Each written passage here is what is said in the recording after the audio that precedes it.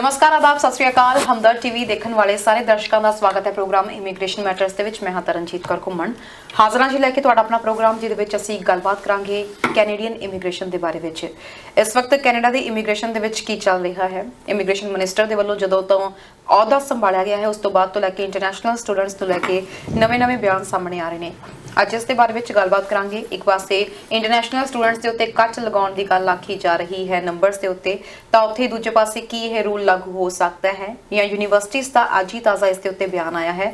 ਇਸ ਦੇ ਬਾਰੇ ਵਿੱਚ ਗੱਲਬਾਤ ਕਰਾਂਗੇ ਤੇ ਲਗਭਗ ਜਿਹੜੇ 8-9 ਲੱਖ ਦੇ ਕਰੀਬ ਇੰਟਰਨੈਸ਼ਨਲ ਸਟੂਡੈਂਟਸ ਇਸ ਵਕਤ ਕੈਨੇਡਾ ਦੇ ਵਿੱਚ ਹੈਗੇ ਨੇ, ਉਹਨਾਂ ਦਾ ਇਸ ਵਕਤ ਕੈਨੇਡਾ ਵਿੱਚ ਕੀ ਭਵਿੱਖ ਹੈ, क्योंकि कैनेडा ने अपनी PR का जो पाथवे जो सिस्टम है उन्होंने भी काफ़ी चेंज कर दिता है। सो अज इस बारे में गलबात करांगे। इस तो इलावा कैनेडियन इमीग्रेशन संबंधी तुहाडा कोई भी सवाल है सानू अज के लाइव प्रोग्राम कॉल कर सकते हो।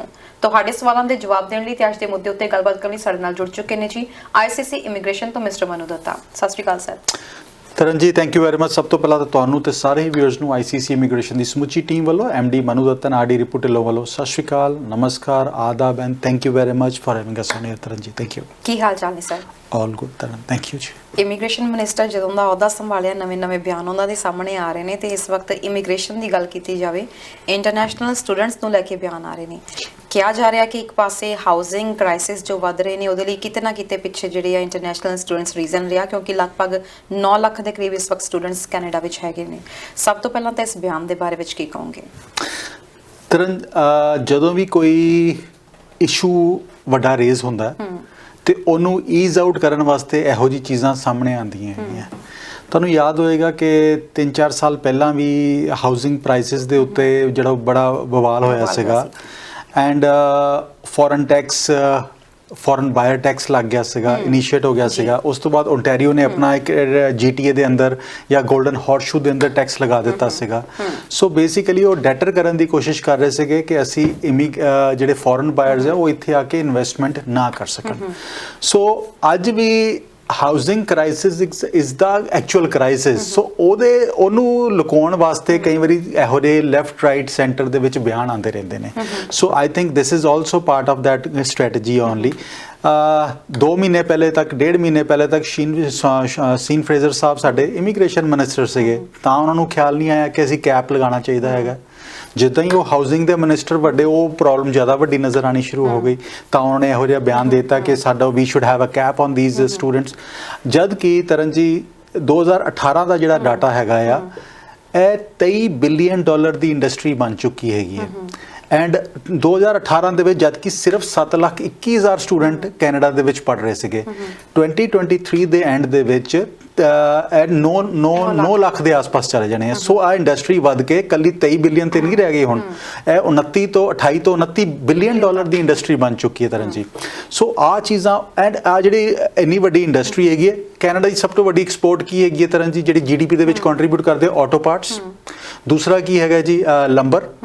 ਤੀਸਰਾ ਕੀ ਹੈਗਾ ਜੀ 에ਅਰਕ੍ਰਾਫਟਸ। ਤਿੰਨਾਂ ਤੋਂ ਜ਼ਿਆਦਾ ਵੱਡੀ ਇੰਡਸਟਰੀ ਇਸ ਟਾਈਮ ਤੇ ਕੈਨੇਡਾ ਦੇ ਵਾਸਤੇ ਹੈਗੀ ਹੈ। ਸੋ ਇੰਨੀ ਵੱਡੀ ਜਦੋਂ GDP ਦੇ ਵਿੱਚ ਕੰਟਰੀਬਿਊਸ਼ਨ ਹੁੰਦੀ ਹੋਵੇ ਤੇ ਗਵਰਨਮੈਂਟ ਉਹਨੂੰ ਐਕਸਪੈਂਡ ਕਰਨ ਦੀ ਤੇ ਰਾਦਰ ਦੈਨ ਉਹ ਜਿਹੜੇ ਉਹਦੇ ਆਫਸ਼ੂਟਸ ਜਿਹੜੀਆਂ ਚੀਜ਼ਾਂ ਨਿਕਲ ਕੇ ਆ ਰਹੀਆਂ ਜਿਸ ਤਰ੍ਹਾਂ ਹਾਊਸਿੰਗ ਕ੍ਰਾਈਸਿਸ, ਤਾਂ ਉਹਦੇ ਵਾਸਤੇ ਰਿਸੋਰਸਿਸ ਇਹਨਾਂ ਨੂੰ ਐਡ ਕਰਨੇ ਚਾਹੀਦੇ ਨੇ ਰਾਦਰ। ਤੁਸੀਂ ਜਿਵੇਂ ਰਿਸੋਰਸਿਸ ਦੀ ਗੱਲ ਕੀਤੀ ਹੈ ਸਰ, ਇੰਟਰਨੈਸ਼ਨਲ ਸਟੂਡੈਂਟਸ ਦੀ ਜਦੋਂ ਆਪਾਂ ਗੱਲ ਕਰਦੇ ਹਾਂ ਆਪਾਂ ਇੰਡਸਟਰੀ ਦੀ ਗੱਲ ਕਰਦੇ ਹਾਂ, ਇਹ ਇੰਡਸਟਰੀ ਗਰੋ ਕਿੱਦਾਂ ਹੋਈ ਥੋੜੀ ਜਿਹੀ ਜੇ ਆਪਾਂ ਇਹਦੇ ਬਾਰੇ ਵਿੱਚ ਗੱਲਬਾਤ ਕਰੀਏ, ਕਿਉਂਕਿ 9 ਲੱਖ ਦੇ ਸਟੂਡੈਂਟਸ ਇਹ ਤਾਂ ਹੈ ਨਹੀਂ ਕਿ ਇੱਕਦਮ ਹੀ ਜਿਹੜਾ ਅੰਕੜਾ ਇੰਨਾ ਹੋ ਗਿਆ ਵਾ, ਹੌਲੀ ਹੌਲੀ ਕਰਦਾ ਇਹ ਗਰੋ ਹੋਇਆ ਹੋਣਾ ਹੈ ਅੰਕੜਾ ਜੀ ਇਹਦੇ ਬਾਰੇ। ਕਿਉਂਕਿ ਅੱਜ ਜੇ ਮੈਂ ਯੂਨੀਵਰਸਿਟੀਜ਼ ਦੀ ਗੱਲ ਕਰਾਂ, ਯੂਨੀਵਰਸਿਟੀਜ਼ ਜਿਹੜੀਆਂ ਨੇ ਸਟੂਡੈਂਟਸ ਦੇ ਇੱਥੇ ਸਮਰਥਨ ਚਾਹੀਏ ਨੇ, ਉਹਨਾਂ ਨੇ ਓਪੋਜ਼ ਕੀਤਾ ਇਸ ਬਿਆਨ ਦੇ ਲੈ ਕੇ ਕਿ ਵੀ ਸਟੂਡੈਂਟਸ ਦੇ ਕਰਕੇ ਸਾਰਾ ਕੁਝ ਹੋ ਰਿਹਾ। ਤੇ ਉਹਨਾਂ ਨੇ ਕਿਹਾ ਕਿ ਜੇ ਸਟੂਡੈਂਟਸ ਨੂੰ ਇੰਟਰਨੈਸ਼ਨਲ ਸਟੂਡੈਂਟਸ ਨਹੀਂ ਆਉਣਗੇ, ਕਿਉਂਕਿ ਯੂਨੀਵਰਸਿਟੀਜ਼ ਤੇ ਕਾਲਜਿਸ ਨੂੰ ਵੀ ਪਤਾ ਉਹਨਾਂ ਦਾ ਹਾਲ ਬੁਰਾ ਹੋਏਗਾ। ਐਬਸੋਲੂਟਲੀ ਤਰਨ ਜੀ 1980 ਦੇ ਵਿੱਚ ਪਹਿਲੀ ਵਾਰੀ ਜਿਹੜੀ ਇੰਟਰਨੈਸ਼ਨਲ ਸਟੂਡੈਂਟਸ ਦੀ ਜਿਹੜੀ ਟਿਊਸ਼ਨ ਫੀਸਿਸ ਨੂੰ ਨਾ ਗਵਰਨਮੈਂਟ ਨੇ ਡੀਰੈਗੂਲਰਾਈਜ਼ ਕੀਤਾ ਸੀਗਾ। So government different fees international students ਦੀ ਰੱਖ ਸਕਦੀ ਸੀਗੀ। ਉਹ 1980 ਦੇ ਵਿੱਚ ਅਮੈਂਡਮੈਂਟ ਆਈ। ਉਸ ਤੋਂ ਬਾਅਦ 2000 ਦੇ ਵਿੱਚ ਉਸ ਤੋਂ ਬਾਅਦ ਇੰਟਰਨੈਸ਼ਨਲ ਸਟੂਡੈਂਟਸ ਕੈਨੇਡਾ ਦੇ ਵਿੱਚ ਆਉਣੇ ਸ਼ੁਰੂ ਹੋ ਗਏ। ਸੋ 2000 ਦੇ ਵਿੱਚ ਤਕਰੀਬਨ 42,000 ਇੰਟਰਨੈਸ਼ਨਲ ਸਟੂਡੈਂਟਸ ਕੈਨੇਡਾ ਦੇ ਵਿੱਚ ਆਏ ਸੀਗੇ। ਇੱਕ ਬੜੀ ਛੋਟੀ ਜਿਹੀ ਇੰਡਸਟਰੀ ਸੀਗੀ, ਜਦ ਕਿ ਅਸੀਂ US ਨਾਲ ਕੰਪੇਅਰ ਕਰਦੇ ਹਾਂ, ਆਸਟ੍ਰੇਲੀਆ ਨਾਲ, ਨਿਊਜ਼ੀਲੈਂਡ ਨਾਲ ਕਰਦੇ ਸੀਗੇ ਜਾਂ ਈਵਨ UK ਨਾਲ ਕਰਦੇ ਸੀਗੇ ਤੇ 42000 ਵਾਸ ਅ ਵੈਰੀ ਸਮਾਲ ਇੰਡਸਟਰੀ।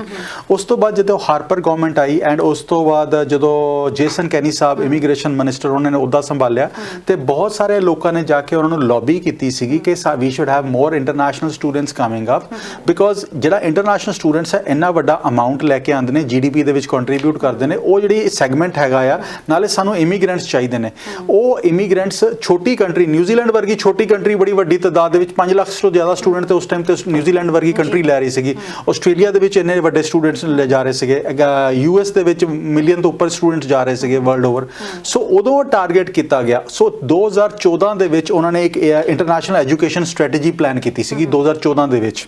ਸੋ ਉਸ ਤੋਂ ਬਾਅਦ ਉਹਨਾਂ ਨੇ ਇਹਦੇ ਤੇ ਕੰਮ ਕਰਨਾ ਸ਼ੁਰੂ ਕੀਤਾ ਕਿ how this number should increase, because ਉਸ ਟਾਈਮ ਤੱਕ ਹਰ ਇੰਡਸਟਰੀ, ਹਰ ਕਾਲਜ, ਹਰ ਯੂਨੀਵਰਸਿਟੀ ਲਾਸਿਸ ਦੇ ਵਿੱਚ ਚੱਲ ਰਹੀ ਸੀਗੀ। ਗਵਰਨਮੈਂਟ ਨੂੰ ਕੰਟਰੀਬਿਊਟ ਵੱਡੇ ਸਕੇਲ ਤੇ ਕਰਨਾ ਪੈਂਦਾ ਸੀਗਾ ਉਹਨਾਂ ਨੂੰ ਸਿਰਫ ਰਨ ਕਰਨ ਵਾਸਤੇ। So public funded colleges, public universities were not doing very well because international students ਨੇ ਉਸ ਤਰ੍ਹਾਂ ਦੀ ਕੰਟਰੀਬਿਊਸ਼ਨਸ ਨਹੀਂ ਸੀਗੀਆਂ। ਐਂਡ ਬਹੁਤ ਸਾਰਾ ਕੈਨੇਡੀਅਨ ਬੱਚੇ ਜਿਹੜੇ ਪਾਸ ਆਊਟ ਹੋ ਰਹੇ ਸੀ ਉਹ ਹਾਈ ਸਕੂਲ ਤੋਂ ਉੱਪਰ ਯੂਨੀਵਰਸਿਟੀ ਕਾਲਜਸ ਦੇ ਵਿੱਚ ਜਾ ਹੀ ਨਹੀਂ ਰਹੇ ਸੀਗੇ। ਸੋ ਉਦੋਂ international strategy, international education strategy plan ਦਿੱਤਾ ਗਿਆ ਸੀ 2014 ਦੇ ਵਿੱਚ। ਐਂਡ ਉਸ ਤੋਂ ਬਾਅਦ ਉਸ ਟਾਈਮ ਤੱਕ ਉਸ ਤੋਂ ਬਾਅਦ ਇਹ ਨੰਬਰਸ ਵਧਣੇ ਸ਼ੁਰੂ ਹੋਏ ਤਰਨ ਜੀ, ਸਲੋਲੀ ਐਂਡ ਗ੍ਰੈਜੂਅਲੀ। ਸੋ ਅੱਜ ਉਹ ਨੰਬਰਸ ਵੱਧ ਕੇ ਅੱਜ 9 ਲੱਖ ਇੰਟਰਨੈਸ਼ਨਲ ਸਟੂਡੈਂਟਸ ਦੇ ਉੱਤੇ ਆ ਗਏ। ਅੱਜ ਤੋਂ ਪਹਿਲਾਂ ਜੇ ਡੈਕੇਡ ਦੀ ਗੱਲ ਕੀਤੀ ਜਾਵੇ ਤਾਂ 2012 ਦੇ ਕਰੀਬ ਲਗਭਗ 2.5 ਲੱਖ ਵੀ ਬਹੁਤ ਮੈਂ ਵੱਡੀ ਅਮਾਉਂਟ ਲਊਂਗੀ, ਇੰਨੇ ਦੇ ਕਰੀਬ ਸਟੂਡੈਂਟਸ ਆ ਰਹੇ ਸੀ ਤੇ 10 ਸਾਲਾਂ ਦੇ ਵਿੱਚ ਇਹ ਆંકੜਾ ਵੱਧ ਕੇ 10 ਲੱਖ ਆਲਮੋਸਟ 9 ਲੱਖ ਹੋ ਚੁੱਕਿਆ ਵਾ। ਤੇ ਸਰ ਜੇ ਇਹਦੀ ਗੱਲ ਕੀਤੀ ਜਾਵੇ ਪ੍ਰੋਵਿੰਸ਼ੀਅਲ ਗਵਰਨਮੈਂਟ ਦਾ ਮੇਨ ਇਹ ਮੈਟਰ ਹੈਗਾ ਕਿ ਸਟੂਡੈਂਟਸ ਜਦੋਂ ਇਹਨਾਂ ਦੇ ਕਾਲਜਸ ਦੇ ਵਿੱਚ ਆਉਂਦੇ ਆ, ਕਾਲਜਸ ਨੂੰ ਇਹ ਰੈਗੂਲੇਟ ਕਰਦੇ ਨੇ, ਮਿਊਨਿਸਪਲ ਲੈਵਲ ਦੇ ਉੱਤੇ ਮੈਟਰ ਹੈ। ਇਹ 'ਚ ਫੈਡਰਲ ਗਵਰਨਮੈਂਟ ਕਿਸ ਤਰੀਕੇ ਦਾ ਰੋਲ ਅਦਾ ਕਰ ਸਕਦੀ ਹੈ, ਕਿਉਂਕਿ ਜੇ ਫੈਡਰਲ ਲੈਵਲ ਦੇ ਉੱਤੇ ਦੇਖੀਏ ਇਹਦਾ ਕੋਈ ਸਿਸਟਮ ਹੀ ਨਹੀਂ ਹੈਗਾ ਸਟੂਡੈਂਟਸ ਦੇ ਉੱਤੇ, ਨਾ ਕੋਈ ਸਾਡੇ ਕੋਲ ਕੋਈ ਟਾਰਗੇਟ ਸਿਸਟਮ ਹੈਗਾ, ਤਾਂ ਸਿਰਫ ਡਿਮਾਂਡ ਨੂੰ ਪੂਰਾ ਕਰ ਰਹੇ ਹਾਂ। ਐਬਸੋਲੂਟਲੀ ਤਰਨ, ਇਸ ਟਾਈਮ ਤੇ ਜਿਸ ਤਰ੍ਹਾਂ ਕੈਨੇਡੀਅਨ ਲੋਕੀ ਰਿਟਾਇਰ ਹੋ ਰਹੇ ਨੇ, ਅਗਲੇ 10 ਸਾਲਾਂ 'ਚ ਕਿਹਾ ਜਾ ਰਿਹਾ ਕਿ 28 ਤੋਂ 29% ਪੋਪੂਲੇਸ਼ਨ ਸਾਡੀ ਰਿਟਾਇਰ ਹੋਣ ਜਾ ਰਹੀ ਹੈਗੀ ਹੈ। ਸੋ ਉਹਨਾਂ ਨੂੰ ਆਫਸ਼ੂਟ, ਉਹਨਾਂ ਨੂੰ ਅਸੀਂ ਰਿਪਲੈਨਿਸ਼ ਜੇ ਕਰਨਾ, ਵਰਕ ਫੋਰਸ ਨੂੰ ਆਪਣੀ ਰਿਪਲੈਨਿਸ਼ ਕਰਨਾ ਤੇ ਸਟੂਡੈਂਟਸ ਉਹਦੇ ਵਿੱਚ ਬੜੇ ਢੁਕਵੇਂ ਬੈਠਦੇ ਨੇ ਬਿਕੋਜ਼ ਸਟੂਡੈਂਟਸ ਆਉਂਦੇ ਕਿਸ ਏਜ ਦੇ ਵਿੱਚ ਹੈਗੇ ਨੇ 20 ਸਾਲ 22 ਸਾਲ 24 ਸਾਲ 25 ਸਾਲ 30 ਸਾਲ ਤੱਕ। ਸੋ ਉਹਨਾਂ ਦੀ ਵਰਕਿੰਗ ਏਜ ਜਿਹੜੀ ਹੈਗੀ ਉਹ 40 ਸਾਲ 45 ਸਾਲ ਉਹਨਾਂ ਦੀ ਵਰਕਿੰਗ ਏਜ ਹੈਗੀ ਹੈ। ਸੋ ਸਾਨੂੰ ਇਹੋ ਜਿਹੇ ਇਮੀਗ੍ਰੈਂਟ ਚਾਹੀਦੇ ਨੇ ਤਾਂ ਕਿ ਅਸੀਂ ਉਹ ਆਪਣਾ ਟੈਕਸਿਸ ਭਰ ਸਕਣ ਆਉਣ ਵਾਲੇ ਸਮੇਂ ਦੇ ਵਿੱਚ। ਜਿਹੜੇ ਰਿਟਾਇਰੀਜ਼ ਹੋ ਰਹੇ ਨੇ, ਜਿਹੜੇ ਆਪਣੀ ਕੰਟਰੀਬਿਊਸ਼ਨਸ ਪਹਿਲਾਂ ਕਰ ਚੁੱਕੇ ਨੇ, ਉਹਨਾਂ ਨੂੰ ਬੈਨੀਫਿਟ ਮਿਲ ਸਕੇ। ਸੋ ਉਹਨਾਂ ਨੂੰ ਹੈਲਥ ਬੈਨੀਫਿਟਸ ਮਿਲ ਸਕੇ, ਆਉਣ ਵਾਲੇ ਬੱਚਿਆਂ ਨੂੰ, ਆਉਣ ਵਾਲੀ ਜਨਰੇਸ਼ਨਸ ਨੂੰ ਫ੍ਰੀ ਐਜੂਕੇਸ਼ਨ ਮਿਲ ਸਕੇ ਤੇ ਬਾਕੀ ਸਹੂਲਤਾਂ ਮਿਲ ਸਕਣ। ਸੋ ਉਹਦੇ ਵਾਸਤੇ ਸਾਨੂੰ we need more of those immigrant ਜਿਨ੍ਹਾਂ ਦੀ ਵਰਕ ਲਾਈਫ ਜ਼ਿਆਦਾ ਹੈਗੀ ਹੈ। ਸੋ ਸਟੂਡੈਂਟਸ ਉਹਦੇ ਵਿੱਚ ਬਿਲਕੁਲ ਟੁਕਵੇ ਬੈਠਦੇ ਨੇ। ਸੋ ਜੇ ਸਟੂਡੈਂਟਸ ਅੱਜ 9 ਲੱਖ ਆ ਰਹੇ ਨੇ, ਇਹ ਆਉਣ ਵਾਲੇ ਸਮੇਂ ਦੇ ਵਿੱਚ ਹੋਰ ਵਧਣ ਵਾਲੇ ਨੇ ਬਿਕੋਜ਼ ਜਿਸ ਤਰ੍ਹਾਂ ਦੀ ਆਦਤਾਂ ਇਸ ਟਾਈਮ ਤੇ ਇੰਟਰਨੈਸ਼ਨਲ ਸਟੂਡੈਂਟਸ ਦੀ ਸਪੋਰਟ ਦੇ ਕਰਕੇ ਯੂਨੀਵਰਸਿਟੀਜ਼ ਐਂਡ ਕਾਲਜਸ ਨੂੰ ਮਿਲ ਰਹੀ ਹੈਗੀ ਹੈ, ਉਹ ਗਵਰਨਮੈਂਟ ਦੀ ਏਡ ਉਨੀ ਘਟੀ ਹੋਈ ਹੈਗੀ ਹੈ ਇਸ ਟਾਈਮ ਤੇ। ਨਹੀਂ ਤਾਂ ਉਹ ਗਵਰਨਮੈਂਟਸ ਨੂੰ ਉਹਨਾਂ ਨੂੰ ਇੰਜੈਕਸ਼ਨਸ ਦੇਣਾ ਪਏਗਾ, ਫਾਈਨੈਂਸ਼ੀਅਲ ਇੰਜੈਕਸ਼ਨਸ ਦੇਣਾ ਪਏਗਾ ਉਹਨਾਂ ਨੂੰ ਮੈਨੇਜ ਕਰਨ ਵਾਸਤੇ, ਉਹਨੂੰ ਰਨ ਕਰਨ ਵਾਸਤੇ। ਸਰ ਜਿਵੇਂ ਤੁਸੀਂ ਇਹਦੀ ਗੱਲ ਕੀਤੀ ਹੈ, ਹੁਣ ਰਿਟਾਇਰਮੈਂਟ ਦੀ ਗੱਲ ਕੀਤੀ ਹੈ ਕਿ ਕੈਨੇਡਾ ਨੂੰ ਆਪਣੀ ਪੋਪੂਲੇਸ਼ਨ ਦਾ ਘੱਟੋ ਘੱਟ 1% ਜਿਹੜੀ ਹੈ ਇਮੀਗ੍ਰੇਸ਼ਨ ਬਾਹਰੋਂ ਮੰਗਾਉਣੀ ਪੈਣੀ ਹਰ ਸਾਲ। ਤੇ ਹਰ ਸਾਲ ਦੀ ਜਦੋਂ ਇਹ ਗੱਲ ਕਰਦੇ ਆ, ਗੱਲ ਕਰਾਂਗੇ ਪਹਿਲਾਂ ਕਾਲਰ ਜੁੜ ਗਏ ਨੇ। ਸਤਿ ਸ਼੍ਰੀ ਅਕਾਲ ਜੀ, ਕਿੱਥੋਂ ਬੋਲ ਰਹੇ ਹੋ, ਕੀ ਸਵਾਲ ਹੈ? ਸਤਿ ਸ੍ਰੀ ਅਕਾਲ ਜੀ, ਮੈਂ ਵਿਨੀਪੈਗ ਤੋਂ ਬੋਲ ਰਿਹਾ ਜੀ ਸਰ। ਮੇਰਾ ਕੁਐਸਚਨ ਸੀਗਾ, ਮੈਂ ਪੁੱਛਣਾ ਸੀ ਇਹਨਾਂ ਤੋਂ ਤੇ ਜਿਹੜੇ ਵਰਕ ਪਰਮਿਟ ਤੇ ਨਾ ਇੰਡੀਆ ਤੋਂ ਆਉਂਦੇ ਆ ਤੇ ਉਹਨਾਂ ਨੂੰ PR ਦੇ ਲਈ ਫਿਰ ਆਈਲੈਟਸ ਕਰਨਾ ਪੈਂਦਾ ਜਾਂ ਕਿ ਨਹੀਂ ਕਰਨਾ ਪੈਂਦਾ? ਠੀਕ ਹੈ ਜੀ, ਤੁਸੀਂ ਟੀਵੀ ਸਕਰੀਨ ਤੇ ਆਨਸਰ ਸੁਣ ਸਕਦੇ ਹੋ। ਥੈਂਕ ਯੂ ਸੋ ਮਚ ਕਾਲ ਕਰਨ ਦੇ ਲਈ। ਜੀ ਸਰ। ਬਿਲਕੁਲ ਜੀ, ਜਿਹੜੇ ਵੀ ਵਰਕ ਪਰਮਿਟ ਤੇ ਆਂਦੇ ਹੈਗੇ ਨੇ ਉਹਨਾਂ ਨੂੰ PNP ਵਾਸਤੇ ਜਾਂ ਐਕਸਪ੍ਰੈਸ ਐਂਟਰੀ ਦੇ ਵਿੱਚ ਜਾਣ ਵਾਸਤੇ ਆਈਲੈਟਸ ਕਰਨਾ ਪੈਂਦਾ ਹੈਗਾ। ਸੋ ਆਈਲੈਟਸ ਦੀ ਲੋੜ ਪੈਂਦੀ ਹੈਗੀ ਜੀ। ਜੇ PNP ਪ੍ਰੋਗਰਾਮਸ ਦੇ ਵਿੱਚ ਕੁਝ ਇਹੋ ਜਿਹੇ ਪ੍ਰੋਗਰਾਮਸ ਹੈਗੇ ਨੇ ਜਿਵੇਂ ਜਿਹਦੇ ਵਿੱਚ 4 ਬੈਂਡ ਵੀ ਹੋਣ ਤੇ ਉਹਦੇ ਨਾਲ ਵੀ ਤੁਸੀਂ ਐਪਲੀਕੈਂਟ ਆਪਣੀ PR PNP ਦੇ ਵਿੱਚ ਲਗਾਉਣ ਜੋਗਾ ਹੋ ਜਾਂਦਾ ਹੈ ਜੀ। ਜੀ ਬਿਲਕੁਲ ਸਰ, ਮੈਂ ਗੱਲ ਕਰ ਰਹੀ ਸੀ ਆਪਾਂ ਹਰ ਸਾਲ 1% ਕੈਨੇਡਾ ਨੂੰ ਬੁਲਾਉਣ ਦੀ ਜ਼ਰੂਰਤ ਹੈਗੀ ਆ, ਪਰ ਉਹ 1% ਇਮੀਗ੍ਰੈਂਟ ਆਲਰੇਡੀ ਜਿਹੜੇ ਅਲੱਗ-ਅਲੱਗ ਪ੍ਰੋਗਰਾਮਸ ਦੇ ਜ਼ਰੀਏ ਹੈਗਾ ਉਹ ਬੁਲਾ ਰਹੇ ਨੇ, ਚਾਹੇ ਉਹ PNP ਦੇ ਜ਼ਰੀਏ ਹੋ ਜਾਵੇ, ਚਾਹੇ ਉਹ ਐਕਸਪ੍ਰੈਸ ਐਂਟਰੀ ਦੇ ਜ਼ਰੀਏ ਹੋ ਜਾਵੇ। ਪਰ ਸਟੂਡੈਂਟਸ ਜਿਹੜੇ ਇਸ ਵਕਤ ਐਕਸਟਰਾ ਆ ਰਹੇ ਨੇ, ਇੱਕ ਬੋਨਸ ਹੈ ਕੈਨੇਡਾ ਦੀ ਇਕਨੋਮੀ ਦੇ ਲਈ, ਕੈਨੇਡਾ ਦੀ ਵਰਕਫੋਰਸ ਦੇ ਲਈ। ਸੋ ਜੇ ਉਹਦਾ ਟਾਰਗੇਟ ਸੈੱਟ ਕੀਤਾ ਜਾ ਸਕਦਾ ਹੈ ਕਿ ਇੰਨੇ ਜਿਹੜੇ ਆ ਸਕਦੇ ਆ ਇਮੀਗ੍ਰੈਂਟਸ, ਤਾਂ ਕਿ ਸਟੂਡੈਂਟਸ ਦਾ ਵੀ ਟਾਰਗੇਟ ਜਿਹੜਾ ਸੈੱਟ ਨਹੀਂ ਕੀਤਾ ਜਾ ਸਕਦਾ? ਕਿਉਂਕਿ ਜੇ ਗੱਲ ਕੀਤੀ ਜਾਵੇ ਇਸ ਵਕਤ ਜੇ ਗੱਲ ਕੀਤੀ ਜਾਵੇ ਮੇਨਲੀ ਦੋ ਪ੍ਰੋਵਿੰਸਸ ਦੇ ਉੱਤੇ ਜ਼ਿਆਦਾ ਭਾਰ ਪੈ ਰਿਹਾ ਵਾ, ਇੱਕ ਪਾਸੇ ਓਨਟਾਰੀਓ ਤੇ ਦੂਜੇ ਪਾਸੇ British BC Columbia. And Ontario ਵਿੱਚ ਵੀ GTA ਇਸ ਵਕਤ ਸਭ ਤੋਂ ਜ਼ਿਆਦਾ ਜਿਹੜਾ ਹੈ ਇਸ ਵਕਤ ਭਾਰ ਪੈ ਰਿਹਾ GTA ਦੇ ਵਿੱਚ। ਇਸ ਚੀਜ਼ ਨੂੰ ਕਿਸੇ ਤਰੀਕੇ ਨਾਲ ਰੈਗੂਲੇਟ ਕੀਤਾ ਜਾ ਸਕਦਾ ਕਿ ਸਟੂਡੈਂਟਸ ਘੱਟੋ ਘੱਟ ਉਹਨਾਂ ਪ੍ਰੋਵਿੰਸਸ ਜਾਂ ਉਹਨਾਂ ਸ਼ਹਿਰਾਂ ਵੱਲ ਜ਼ਿਆਦਾ ਵਧਣ ਜਿੱਥੇ ਕਿ ਆਬਾਦੀ ਨੂੰ ਹੋਰ ਵਧਾ ਕੇ ਹੋਰ ਓਪਰਚੁਨਿਟੀਜ਼ ਕ੍ਰੀਏਟ ਕੀਤੀਆਂ ਜਾ ਸਕਦੀਆਂ ਨੇ। ਤਰਨ ਜੀ ਬਹੁਤ ਅੱਛਾ ਸੁਜੈਸ਼ਨ ਹੈਗਾ, ਬਟ ਅਲਟੀਮੇਟਲੀ ਕੈਨੇਡਾ ਦੇ ਵਿੱਚ ਚਾਰਟਰ ਆਫ ਰਾਈਟਸ ਐਗਜ਼ਿਸਟ ਕਰਦਾ ਹੈ। As per the charter of rights ਤੁਸੀਂ ਕਿਸੇ ਨੂੰ ਬਾਈਂਡ ਨਹੀਂ ਕਰ ਸਕਦੇ ਕਿਸੇ ਪਾਰਟਿਕੂਲਰ ਪਲੇਸ ਕਰਕੇ। ਸੋ ਜਦੋਂ ਉਹ ਆਪਣੀ PR ਲੈ ਲੈਂਦੇ ਨੇ ਇਮੀਗ੍ਰੇਸ਼ਨ ਤੇ ਉਹ ਜੇ ਈਵਨ ਸੈਸਕੈਚੁਆਨ ਦੇ ਵਿੱਚ ਜਾਂ ਨੋਵਾ ਸਕੋਸ਼ੀਆ ਦੇ ਵਿੱਚ ਈਵਨ ਨਿਊ ਫਾਊਂਡਲੈਂਡ ਦੇ ਵਿੱਚ ਉਹਨਾਂ ਨੇ ਇਮੀਗ੍ਰੇਸ਼ਨ ਲਿੱਤੀ ਹੈ, ਉਹਨਾਂ ਦੀ ਟੈਂਡੈਂਸੀ ਹੁੰਦੀ ਜਿੱਥੇ ਮੇਰੇ ਦੋਸਤ ਮਿੱਤਰ ਹੈਗੇ ਨੇ, ਜਿੱਥੇ ਰਿਸ਼ਤੇਦਾਰ ਹੈਗੇ ਨੇ, ਅਸੀਂ ਉੱਥੇ ਮੂਵ ਹੋ ਜਾਈਏ ਇਵੈਂਚੁਅਲੀ। ਸੋ ਇਹੀ ਰੀਜ਼ਨ ਹੈਗਾ ਆ ਕਿ ਬਾਕੀ ਪ੍ਰੋਵਿੰਸਿਸ ਦੇ ਵਿੱਚ ਉਸ ਤਰ੍ਹਾਂ ਦੀ ਗਰੋਥ ਨਹੀਂ ਹੈਗੀ ਜਿਸ ਤਰ੍ਹਾਂ ਦੀ ਗਰੋਥ GTA ਦੇ ਵਿੱਚ ਹੈਗੀ ਹੈ। ਜੇ ਅਸੀਂ ਇਕੱਲੇ GTA ਦੀ ਗੱਲ ਕਰੀਏ, ਲਾਸਟ ਈਅਰ ਦਾ ਤਕਰੀਬਨ 4,37,000 ਇਮੀਗ੍ਰੈਂਟਸ ਲੈਂਡ ਕੀਤੇ ਸੀਗੇ ਤਰਨ ਜੀ। ਉਹਦੇ ਵਿੱਚ 47-48% ਤਾਂ ਸਟ੍ਰੇਟ GTA ਨੂੰ ਉਹਨਾਂ ਨੇ ਹੋਮ ਬਣਾਇਆ। ਉਸ ਤੋਂ ਬਾਅਦ ਜਿਹੜੇ 53% ਜਾਂ 52% ਬਾਹਰ ਵੀ ਗਏ ਸੀਗੇ, ਉਹਨਾਂ ਦੇ ਵਿੱਚੋਂ ਵੀ ਅਗਲੇ 2 ਸਾਲਾਂ ਦੇ ਵਿੱਚ 35 ਤੋਂ 40% ਲੋਕੀ ਫਿਰ ਵਾਪਸ GTA ਦੇ ਵਿੱਚ ਮੂਵ ਹੋ ਜਾਂਦੇ ਨੇ। ਸੋ ਇੱਕ ਹਿਊਮਨ ਟੈਂਡੈਂਸੀ ਹੈਗੀ ਕਿ ਲੋਕੀ ਆਪਣੇ ਜਾਂ ਦੋਸਤਾਂ ਮਿੱਤਰਾਂ ਦੇ ਕੋਲ ਰਹਿਣਾ ਚਾਹੁੰਦੇ ਨੇ ਬਿਕੋਜ਼ ਸੋਸ਼ਲ ਸੁਸਾਇਟੀ ਹੋਣ ਕਰਕੇ। ਜਦ ਕਿ ਜੇ ਅਸੀਂ ਬਾਹਰ ਜਾ ਕੇ ਗੱਲ ਕਰੀਏ, ਪ੍ਰਿੰਸ ਐਡਵਰਡ ਆਈਲੈਂਡ ਦੀ ਗੱਲ ਕਰੀਏ, ਨੋਵਾ ਸਕੋਸ਼ੀਆ ਦੀ ਗੱਲ ਕਰੀਏ, ਉੱਥੇ ਅੱਜ ਵੀ ਬਿਜ਼ਨਸ ਓਪਰਚੁਨਿਟੀਜ਼ ਜਾਂ ਜੌਬ ਓਪਰਚੁਨਿਟੀਜ਼ ਬੈਟਰ ਐਗਜ਼ਿਸਟ ਕਰਦੀਆਂ ਹੈਗੀਆਂ। ਸੋ ਬਟ ਸਾਨੂੰ ਲੱਗਦਾ ਹੈ ਕਿ ਸਾਡੀ ਜੌਬ ਓਪਰਚੁਨਿਟੀ ਸਿਰਫ GTA ਦੇ ਵਿੱਚ ਹੀ ਰਹਿ ਗਈਆਂ ਜਾਂ ਗ੍ਰੇਟਰ ਵੈਂਕੂਵਰ ਦੇ ਵਿੱਚ ਹੀ ਰਹਿ ਗਈਆਂ ਹੈਗੀਆਂ। ਕਾਲਜਸ ਜਦੋਂ ਸਟੂਡੈਂਟਸ ਆਪਾਂ ਗੱਲ ਕਰਦੇ ਹਾਂ ਕਿ ਦਾਖਲਾ ਦੇਣ ਦੀ ਗੱਲ ਕਰਦੇ ਹਾਂ ਜਾਂ ਐਡਮਿਸ਼ਨਸ ਦੀ ਗੱਲ ਕਰਦੇ ਹਾਂ, ਬਹੁਤ ਸਾਰੇ ਕਾਲਜਸ GTA ਦੇ ਵਿੱਚ ਵੀ ਇਹ ਜਿਹੇ ਜਿਨ੍ਹਾਂ ਦੇ ਕੋਲ ਸਟੂਡੈਂਟਸ ਹੋਮਸ ਨਹੀਂ ਹੈਗੇ ਜਿੱਥੇ ਕਿ ਬੱਚਿਆਂ ਨੂੰ ਰੱਖਿਆ ਜਾ ਸਕਦਾ। ਜਦ ਕਿ ਜੇ ਅਸੀਂ ਗੱਲ ਕਰੀਏ ਦਾਖਲੇ ਦੇ ਨਾਮ ਦੇ ਵਿੱਚ ਇਹਨਾਂ ਸਟੂਡੈਂਟਸ ਦੇ ਲਈ ਇਹਨਾਂ ਕੋਲ ਕਾਫੀ ਸੀਟਸ ਹੈਗੀਆਂ ਨੇ। ਹੁਣ ਜੇ ਟਿਮਨਸ ਵਰਗੇ ਏਰੀਆ ਦੀ ਗੱਲ ਕੀਤੀ ਜਾਵੇ, ਉੱਥੇ ਵੀ ਆਪਾਂ ਬਹੁਤ ਖਬਰਾਂ ਸੁਣਦੇ ਹਾਂ ਕਿ ਸਟੂਡੈਂਟਸ ਲਈ ਉੱਥੇ ਰਹਿਣ ਲਈ ਜਗ੍ਹਾ ਨਹੀਂ ਹੈਗੀ। ਫਿਰ ਇਹ ਕਾਲਜਸ ਘੱਟੋ ਘੱਟ ਕਾਲਜਸ ਦੀ ਡਿਊਟੀ ਤਾਂ ਬਣਾਈ ਜਾ ਸਕਦੀ ਹੈ ਕਿ ਜਿੰਨੇ ਸਟੂਡੈਂਟਸ ਨੂੰ ਤੁਸੀਂ ਬਾਹਰੋਂ ਲੈ ਕੇ ਆ ਰਹੇ ਹੋ ਉਹਨਾਂ ਦਾ ਘੱਟੋ ਘੱਟ ਸਾਲ ਦਾ ਜਾਂ ਰਿਹਾਇਸ਼ ਦਾ ਪ੍ਰਬੰਧ ਤੁਹਾਨੂੰ ਕਰਨਾ ਪਏਗਾ। ਬਿਲਕੁਲ ਤਰਨ ਜੀ, ਇਹਦੇ ਤੇ ਕੰਮ ਹੋ ਰਿਹਾ ਹੈਗਾ। ਆਈ ਥਿੰਕ ਹੋਰ ਸੀਰੀਅਸਲੀ ਐਂਡ ਸਿੰਸੀਅਰਲੀ ਇਹ 'ਤੇ ਕੰਮ ਕਰਨ ਦੀ ਲੋੜ ਹੈਗੀ ਹੈ ਕਿ ਸਟੂਡੈਂਟਸ ਨੂੰ ਸਟੂਡੈਂਟ ਹਾਊਸਿੰਗ ਦੇ ਉੱਤੇ ਗਵਰਨਮੈਂਟ ਨੂੰ ਕੁਝ ਨਾ ਕੁਝ ਸੋਚਣਾ ਪਏਗਾ because no luck is not a small numbers. ਤੁਸੀਂ ਦੇਖੋ ਕਿ ਜੇ ਅਸੀਂ GTA ਦੀ ਬਰੈਂਪਟਨ ਦੀ ਪੋਪੂਲੇਸ਼ਨ ਦੀ ਗੱਲ ਕਰ ਲਈਏ ਤਾਂ ਬਰੈਂਪਟਨ ਦੀ ਪੋਪੂਲੇਸ਼ਨ ਜਿੰਨੀ ਉੱਪਰ ਹੈਗੀ ਉਨੀ ਕੀ ਬੇਸਮੈਂਟ ਦੇ ਵਿੱਚ ਹੈਗੀਆਂ ਐਂਡ ਉਹਦੇ ਵਿੱਚ ਕਾਫੀ ਵੱਡੇ ਤਾਦਾਦ ਦੇ ਵਿੱਚ ਇੰਟਰਨੈਸ਼ਨਲ ਸਟੂਡੈਂਟਸ ਜਾਂ ਵਰਕ ਪਰਮਿਟਸ ਜਾਂ ਨਵੇਂ ਇਮੀਗ੍ਰੈਂਟਸ ਰਹਿ ਰਹੇ ਨੇ ਐਂਡ ਜੇ ਤੁਸੀਂ ਦੇਖੋ ਕਿ ਹਾਊਸਿੰਗ ਦੀ ਵੈਲਿਊਜ਼ ਵੀ ਕਿੱਥੇ ਗਈਆਂ ਪਿਛਲੇ 7-8 ਸਾਲਾਂ ਦੇ ਵਿੱਚ ਆਲਮੋਸਟ 3 ਟਾਈਮਸ ਹੋ ਗਈਆਂ। 2015 ਦੇ ਵਿੱਚ ਜੋ ਵੈਲਿਊ ਮਕਾਨ ਦੀ ਐਗਜ਼ਿਸਟ ਕਰਦੀ ਸੀਗੀ, ਅੱਜ 23 ਦੇ ਵਿੱਚ ਲੈਸ ਦੈਨ 7 to 8 ਇਅਰਸ ਦੇ ਵਿੱਚ ਉਹ ਜਿਹੜੀ ਪ੍ਰਾਈਸ ਹੈਗੀ ਉਹ ਤਕਰੀਬਨ 3 ਟਾਈਮਸ ਹੋ ਗਈ। ਜਿਹੜਾ 5 ਲੱਖ ਦਾ ਘਰ ਸੀਗਾ ਉਹ ਅੱਜ ਦੀ ਤਰੀਕ 1.5-1.7 ਦਾ ਘਰ ਹੋ ਗਿਆ, 1.7 ਮਿਲੀਅਨ ਦਾ ਘਰ ਹੋ ਗਿਆ। ਸੋ ਇੰਨੀ ਜਲਦੀ ਉਹਦੀ ਐਪਰੀਸੀਏਸ਼ਨ ਕਿਉਂ ਹੋਈ? Because of influx of the population.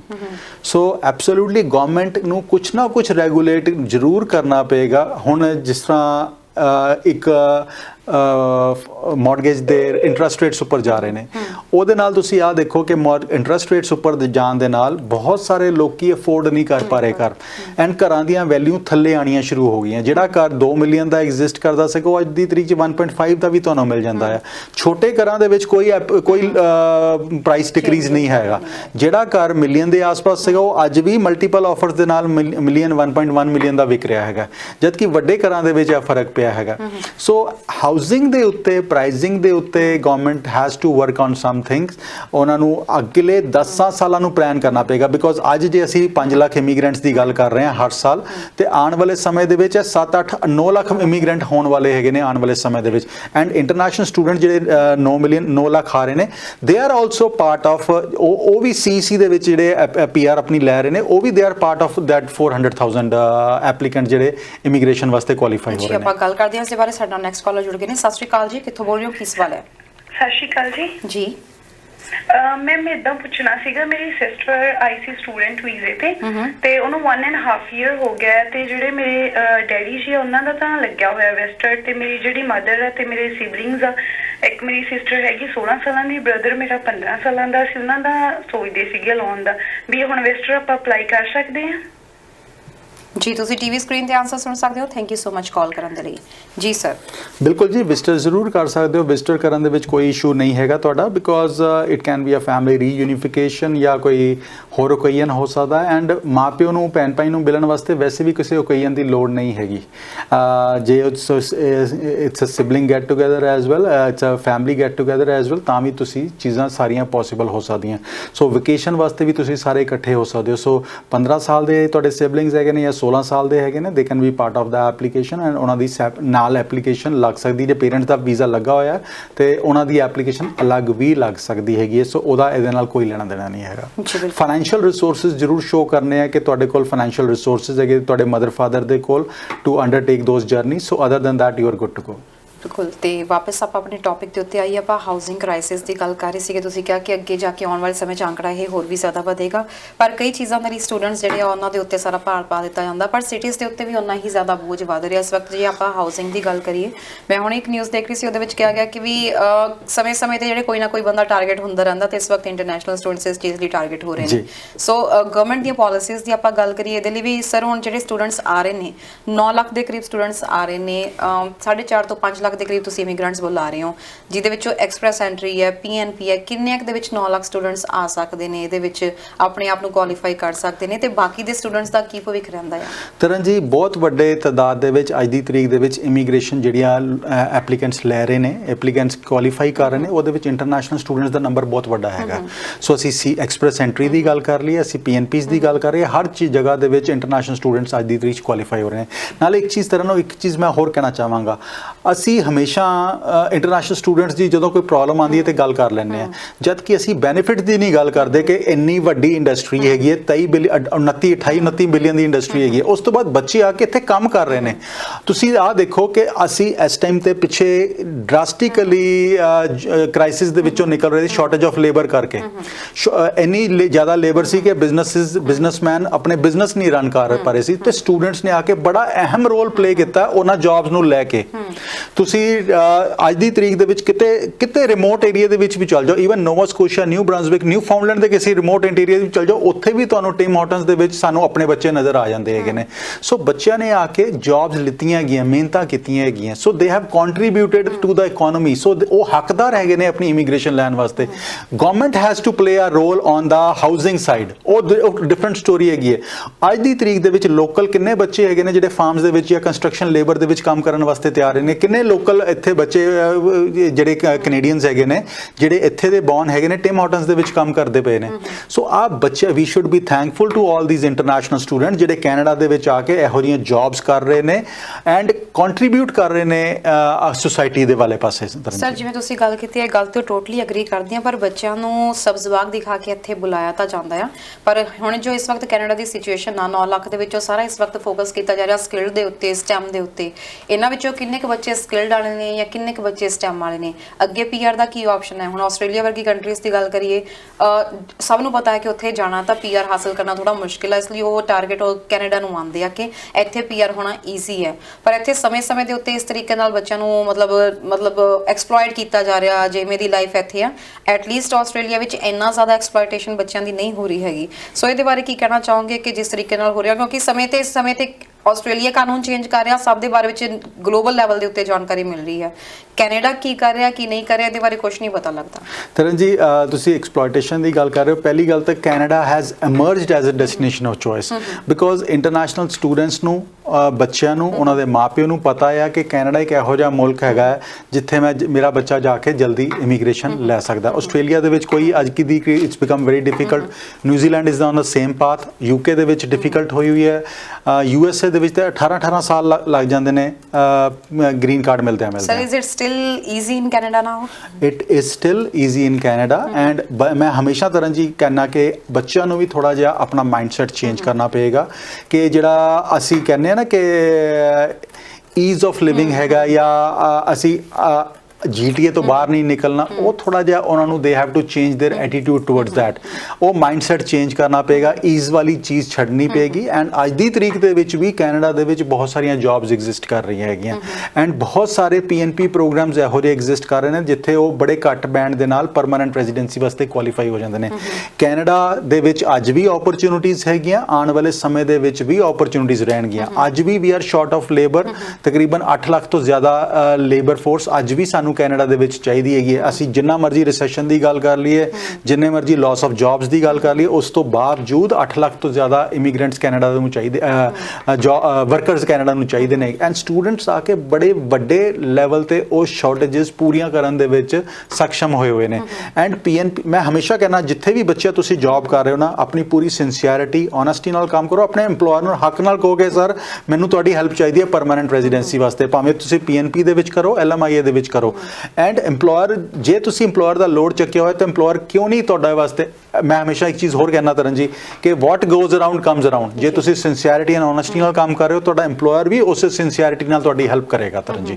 And ਅੱਜ ਦੀ ਤਰੀਕ ਦੇ ਵਿੱਚ PNPs ਐਂਡ GTA ਤੋਂ ਬਾਹਰ the ways to go for permanent residency. ਜਿਹੜੇ ਬੱਚੇ ਖਾਸ ਕਰ ਗ੍ਰੇਡ 12 ਕਰਕੇ ਆਏ ਹੋਏ ਨੇ, ਦੇ ਸ਼ੁੱਡ ਬੀ ਕੰਸਰਨਡ ਕਿ ਮੇਰੀ PR ਕਿਸ ਤਰ੍ਹਾਂ ਹੋਏਗੀ, ਮੇਰਾ EMPLOYER ਮੈਨੂੰ LMIA ਦੇ ਰਿਹਾ, ਜੇ ਨਹੀਂ ਦੇ ਰਿਹਾ ਤੇ move on to the next job ਜਿਹੜਾ EMPLOYER ਤੁਹਾਨੂੰ PR ਵਾਸਤੇ ਹੈਲਪ ਕਰ ਰਿਹਾ ਹੈਗਾ। ਐਂਡ ਇੱਥੇ ਇੱਕ ਚੀਜ਼ ਯਾਦ ਰੱਖਣੀ ਹੈਗੀ ਹੈ, ਜੇ ਤੁਸੀਂ ਗ੍ਰੇਡ 12 ਕਰਕੇ ਆਏ ਹੋ, 2 ਸਾਲ ਕੈਨੇਡਾ ਦੇ ਵਿੱਚ ਪੜ੍ਹਾਈ ਕੀਤੀ ਹੈ, 1 ਸਾਲ ਜੌਬ ਕੀਤੀ ਤੇ ਤੁਸੀਂ ਤੁਹਾਡਾ 6.5 ਸਕੋਰ ਹੈਗਾ ਤਾਂ ਤੁਹਾਡਾ ਸਕੋਰ ਬਣੇਗਾ CRS ਦੇ ਵਿੱਚ 367 ਤੋਂ ਲੈ ਕੇ 389 ਦੇ ਵਿੱਚ। ਤਰਨ ਜੀ, ਸਾਨੂੰ ਆਪਣੇ ਬੱਚਿਆਂ ਨੂੰ ਵੀ ਮਾਈਂਡਸੈਟ ਚੇਂਜ ਕਰਨਾ ਪਏਗਾ। PR ਜਿਹੜੇ ਆ ਕੇ ਇੱਥੇ ਗ੍ਰੈਜੂਏਸ਼ਨ ਕਰਦੇ ਨੇ ਜਾਂ 3 ਸਾਲ ਦੇ ਡਿਪਲੋਮਾਸ ਕਰਦੇ ਨੇ, ਉਹਨਾਂ ਦੀ PR ਬੜੀ ਆਸਾਨ GTA ਦੇ ਵਿੱਚ ਵੀ ਹੋ ਜਾਂਦੀ ਹੈਗੀ ਹੈ। ਅਸੀਂ ਆਨੇ ਆ ਕਈ ਵਾਰੀ ਉੱਥੇ ਏਜੰਟ ਤੁਹਾਡੇ ਦਿਮਾਗ ਦੇ ਵਿੱਚ ਸ਼ਾਰਟ ਪਾਉਂਦੇ ਨੇ, ਸ਼ਾਰਟਕਟਸ ਪਾਉਂਦੇ ਨੇ ਕਿ ਤੁਸੀਂ 2 ਸਾਲ ਪੜ੍ਹਾਈ ਕੀਤੀ ਜੀ, ਤੁਸੀਂ 3 ਸਾਲ ਦਾ ਵਰਕ ਪਰਮਿਟ ਮਿਲ ਜਾਣਾ, ਤੁਹਾਡੀ PR ਹੋ ਜਾਣੀ ਹੈ। ਸੋ ਸ਼ਾਰਟਕਟ ਦੇ ਵਿੱਚ ਨਾ ਜਾਓ, ਆਪਣੀ ਸਹੀ ਮਾਇਨਿਆਂ ਦੇ ਸਕਿੱਲਸ ਦੀ ਗਰੋਥ ਵਾਸਤੇ ਜਾਓ। And there are lot of opportunities and there ਬੜੀਆਂ ਅੱਛੀਆਂ ਜੌਬਸ ਹੈਗੀਆਂ। Why do you target only basic jobs and why do you only target trucking jobs? ਇਹੋ ਜਿਹੀਆਂ ਜੌਬਸ ਜਿਹੜੀਆਂ ਤੁਹਾਨੂੰ there are lot of skill drops. IT ਦੇ ਵਿੱਚ ਅੱਜ ਦੀ ਤਰੀਕ ਦੇ ਵਿੱਚ ਜ਼ਮੀਨ ਅਸਮਾਨ ਦੀ ਜੌਬਸ ਦੇ ਲੋੜ ਹੈਗੀ ਹੈ। ਲਾਸਟ ਈਅਰ ਤਕਰੀਬਨ 37,000 ਲੋਕੀ ਸਿਰਫ IT ਦੀ ਜੌਬਸ ਦੇ ਵਿੱਚ ਲੈਂਡ ਕੀਤੇ ਨੇ ਤਰਨ ਜੀ। ਉਸ ਤੋਂ ਬਾਅਦ science, technology, engineering and mathematics, amazing jobs. Management the jobs ਦੇ ਵਿੱਚ ਬਹੁਤ ਸਾਰੀਆਂ ਓਪਰਚੁਨਿਟੀਜ਼ ਹੈਗੀਆਂ। ਬਲੂ ਕਾਲਰ ਜੌਬ ਨੂੰ ਟਾਰਗੇਟ ਕਰੋਗੇ, ਜੌਬ ਪੜ੍ਹਾਈ ਕਰੋਗੇ ਤੇ ਬਲੂ ਕਾਲਰ ਦੀ ਜੌਬ ਹੀ ਮਿਲੇਗੀ। ਜੇ ਤੁਹਾਡੇ ਕੋਲ ਇਹੋ ਜਿਹੀ ਡਿਗਰੀ ਹੈ, ਇਹੋ ਜਿਹੀ ਕੁਆਲੀਫਿਕੇਸ਼ਨ ਹੋਏਗੀ ਜਿਹੜੀ ਵਾਈਟ ਕਾਲਰ ਜੌਬਸ ਤੇ ਲੈ ਕੇ ਜਾ ਰਹੀ ਹੈ, ਐਬਸੋਲੂਟਲੀ ਤੁਸੀਂ ਉਹਦੇ ਤੇ ਜਾ ਸਕਦੇ ਹੈਗੇ ਹੋ। ਸੋ ਆਪਣਾ ਵੀ ਮਾਈਂਡਸੈਟ ਤੁਸੀਂ ਚੇਂਜ ਕਰੋ। ਐਂਡ ਕੱਲਾ ਆਹ ਮਾਈਂਡਸੈਟ ਨਾ ਲੈ ਕੇ ਆਓ ਮੇਰੇ ਕੱਲ ਹੀ ਇਮੀਗ੍ਰੇਸ਼ਨ ਲੈਣੀ ਹੈ। ਆਹ ਮਾਈਂਡਸੈਟ ਲੈ ਕੇ ਆਓ ਕਿ ਮੈਂ ਐਸਟੈਬਲਿਸ਼ ਹੋਣਾ, ਚੰਗੀ ਤਰ੍ਹਾਂ ਐਸਟੈਬਲਿਸ਼ ਹੋਣਾ। ਐਂਡ ਅੱਜ ਦੀ ਤਰੀਕ ਦੇ ਵਿੱਚ ਵੀ ਜਿਹੜੇ ਯਾਰਕ ਦੇ ਵਿੱਚੋਂ ਕੁਆਲੀਫਾਈ ਕਰਦੇ ਨੇ 100,000 ਤੋਂ ਉੱਪਰ ਜੌਬ ਲੈ ਕੇ ਜਾਂਦੇ ਨੇ ਤਰਨ ਜੀ। ਜਿਹੜਾ ਸ਼ੂਲਿਕ ਸਕੂਲ ਆਫ ਬਿਜ਼ਨਸ ਤੋਂ ਨਿਕਲਦਾ ਉਹ 1.5 ਲੱਖ ਤੋਂ ਘੱਟ ਜੌਬ ਤੇ ਨਹੀਂ ਨਿਕਲਦਾ ਤਰਨ ਜੀ। ਸੋ ਅੱਜ ਦੀ ਤਰੀਕ ਦੇ ਵਿੱਚ ਵੀ ਓਪਰਚੁਨਿਟੀਜ਼ ਬਹੁਤ ਹੈਗੀਆਂ, ਬਟ ਓਨਲੀ ਥਿੰਗ ਇਜ਼ ਕਿ ਤੁਸੀਂ ਆਪਣੇ ਆਪ ਨੂੰ ਚੇਂਜ ਕਰਨਾ, ਕਿਸੇ ਨੂੰ ਕ੍ਰਿਟਿਸਾਈਜ਼ ਨਾ ਕਰੋ। ਆਪਣੇ ਆਪ ਦੇ ਵਿੱਚ ਜੋ ਇੰਪਰੂਵਮੈਂਟਸ ਕਰ ਸਕਦੇ ਹੋ, ਆਪਣੇ ਆਪ ਨਾਲ ਕੰਪੀਟ ਕਰੋ। ਮੈਂ ਕੱਲ ਜਿਹੜਾ ਸੀਗਾ ਉਸ ਤੋਂ ਬੈਟਰ ਮੈਂ ਬਣਨਾ ਹੈਗਾ ਅੱਜ। ਬਿਲਕੁਲ ਸਰ, ਸੁਪਨੇ ਲੈ ਕੇ ਹਰ ਕੋਈ ਆਉਂਦਾ ਤੇ ਸਭ ਦੇ ਸੁਪਨੇ ਪੂਰੇ ਹੋਣ, ਪਰ ਕਈ ਵਾਰੀ ਜੌਬ ਓਪਰਚੁਨਿਟੀਜ਼ ਨਹੀਂ ਮਿਲ ਪਾ ਰਹੀਆਂ ਇਸ ਵਕਤ ਕੈਨੇਡਾ ਵਿੱਚ। ਜਿਸ ਤਰੀਕੇ ਨਾਲ ਇਸ ਵਕਤ ਅਸੀਂ ਗੱਲ ਕਰੀਏ, ਸੋ ਜੇਕਰ ਤੁਹਾਡੇ ਕੋਲ ਕੋਈ ਹੈਗੀ ਨੇ ਅਖੀਰ ਸਾਡੇ ਦਰਸ਼ਕਾਂ ਨਾਲ ਸਾਂਝੀਆਂ ਕਰਨੀਆਂ ਚਾਹੋਗੇ? ਬਿਲਕੁਲ ਤਰਨ ਜੀ, ਇੰਟਰਨੈਸ਼ਨਲ ਸਟੂਡੈਂਟ ਜਿਹੜੇ ਗ੍ਰੇਡ 12 ਕਰਕੇ ਆਏ ਹੋਏ ਨੇ, ਜੇ ਤੁਸੀਂ ਅਕ੍ਰੋਸ ਕੈਨੇਡਾ ਕਿਤੇ ਵੀ ਕਿਸੇ ਵੀ ਰਿਮੋਟ ਇੰਟੀਰੀਅਰ ਦੇ ਵਿੱਚ ਬੈਠੇ ਹੈਗੇ ਹੋ, ਤੁਸੀਂ ਜਦੋਂ ਮਰਜ਼ੀ ਫੋਨ ਚੱਕ ਕੇ ਮੈਨੂੰ ਕਾਲ ਕਰ ਸਕਦੇ ਹੋ।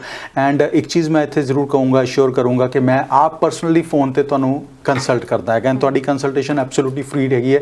ਖਾਸ ਕਰ ਜਿਹੜੇ ਇੰਟਰਨੈਸ਼ਨਲ ਸਟੂਡੈਂਟਸ ਅਕ੍ਰੋਸ ਕੈਨੇਡਾ ਤੁਸੀਂ ਬੈਠੇ ਹੋ, ਕਿਸੇ ਵੀ ਰਿਮੋਟ ਟਾਊਨ ਦੇ ਵਿੱਚ ਬੈਠੇ ਹੋ, call me up and we will schedule an appointment and I'll discuss your entire opportunity ਤੇ ਤੁਹਾਡੇ ਵਾਸਤੇ ਕੀ ਬੈਸਟ ਵਰਕਆਊਟ ਹੋ ਸਕਦਾ। ਦੂਸਰੀ ਚੀਜ਼, ਜੇ ਕਿਤੇ ਵੀ ਤੁਸੀਂ ਬੈਠੇ ਹੈਗੇ ਹੋ, ਤੁਹਾਨੂੰ LMIA PNP ਦੇ ਵਿੱਚ ਕੋਈ ਕੁਐਸਚਨ ਹੈਗਾ, ਕੁਐਰੀ ਹੈਗੀ ਹੈ, reach out to me and I will suggest you right away ਕਿ how it should be worked out.